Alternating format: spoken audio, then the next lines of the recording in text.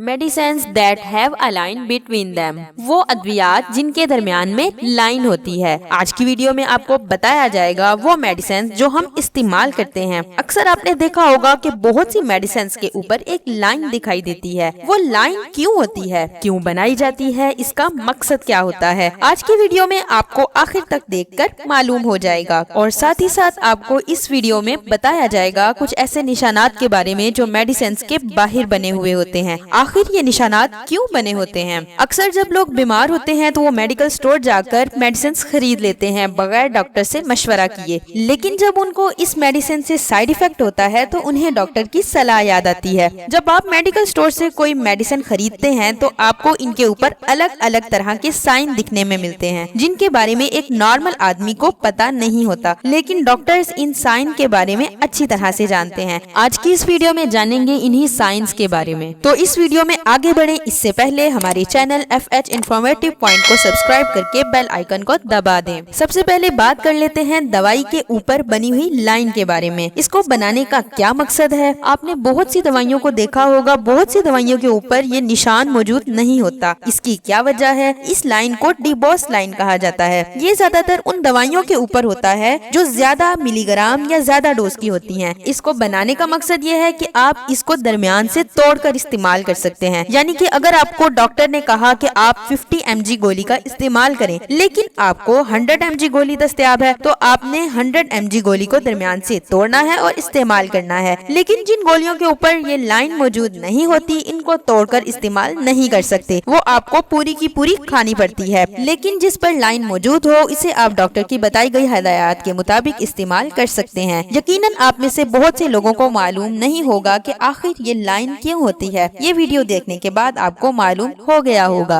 अब बात कर लेते हैं मेडिसिन के बाहर बने हुए कुछ निशानात के बारे में। जब आप मेडिकल स्टोर से कुछ मेडिसिन खरीदते हैं तो उन पर तो आपको किसी तरह का निशान बना दिखाई नहीं देता है, लेकिन कुछ मेडिसिन पर आपको कुछ निशान दिखाई देते हैं। जब आप कोई ऐसी मेडिसिन खरीदते हैं जिसके ऊपर लाल पट्टी बनी हुई है, तो उसका मतलब ये होता है कि ये मेडिसिन आप सिर्फ डॉक्टर के प्रिस्क्रिप्शन पर ही खरीद सकते हैं। कोई भी मेडिकल वाला बिना डॉक्टर के प्रिस्क्रिप्शन के ऐसी मेडिसिन को नहीं बेच सकता है जिस पर लाल पट्टी यानी रेड लाइन बनी हुई होती है। अगर आप बिना डॉक्टर के प्रिस्क्रिप्शन के ऐसी मेडिसिन को खरीदते हैं, यूज करते हैं, तो आपको काफी बड़े बड़े साइड इफेक्ट्स हो सकते हैं। कुछ मेडिसिन जब आप मेडिकल स्टोर से खरीदते हैं तो उन पर RX लिखा हुआ होता है। तो RX का मतलब ये होता है कि इस मेडिसिन को आप डॉक्टर के कहने पर ही यूज करें। अगर आप बिना डॉक्टर के मशवरे के ये मेडिसिन यूज करते हैं जिनके ऊपर RX लिखा हुआ होता है, तो उनसे आपको काफी नुकसान हो सकता है। इसी तरह मेडिकल स्टोर से जब आप कुछ ऐसी मेडिसिन खरीदते हैं जिनके ऊपर NRX लिखा होता है, तो उसका मतलब ये है कि ये मेडिसिन नशीली है और इन्हें सिर्फ वही खरीद सकता है जिनके पास लाइसेंस मौजूद है।